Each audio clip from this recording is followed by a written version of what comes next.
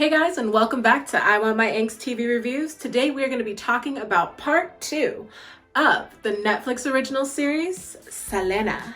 Let's bitty bamba to the next clip.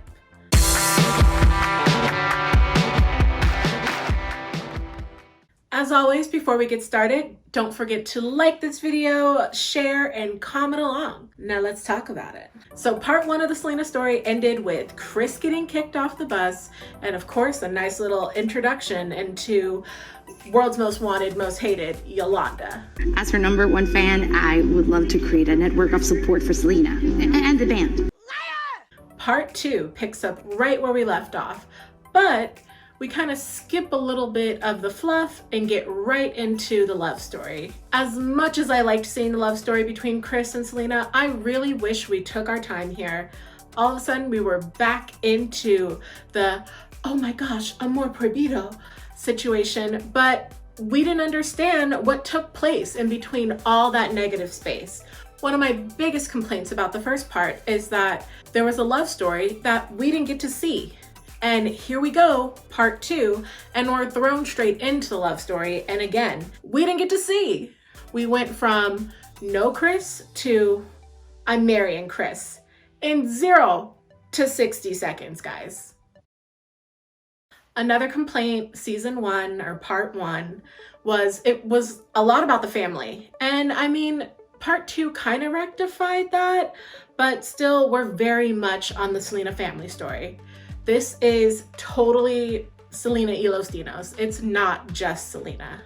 As much as I wish it was more about Selena, I'm really not feeling the character that they're making her out to be. I always saw Selena as this strong, independent songstress who really found her passion at a young age. And watching this series, it kind of makes her out to be a super naive, just whelmed human being who was burning the candle at both ends. I mean, if Yolanda didn't step in and kill her, she might have had a nervous breakdown is what they're making it seem like. It's like, is that a good thing? I don't know. I also had a huge problem with not just her parents, but now her siblings getting in her face and telling her that family needed to be first. It's possible that this is how it all went down. And I understand, depending on our cultures, we come from different family ties. And it's important that we kind of keep those traditions and keep each other grounded and keep each other focused on our principles, which is before any of this fame, before any of this money, what we had was each other. However, I feel like a lot of this part 2 played out as Selena getting to see everyone kind of get what they wanted and being told constantly from everyone that it wasn't her time, which doesn't make sense. I understand she was younger than everyone, but to hold somebody back from love, to hold someone back from following their dreams, keeping things very small and family-centered just seemed really overwhelming. I mean, even Beyonce got a team eventually. That being said, it would be a huge disservice to not talk about that bitch Yolanda. She finally gets a little bit of stage time in this part 2. We are getting some of the backstory of who she is, and it's kind of creepy. We have like this Charlie Day, like Selena fan wall.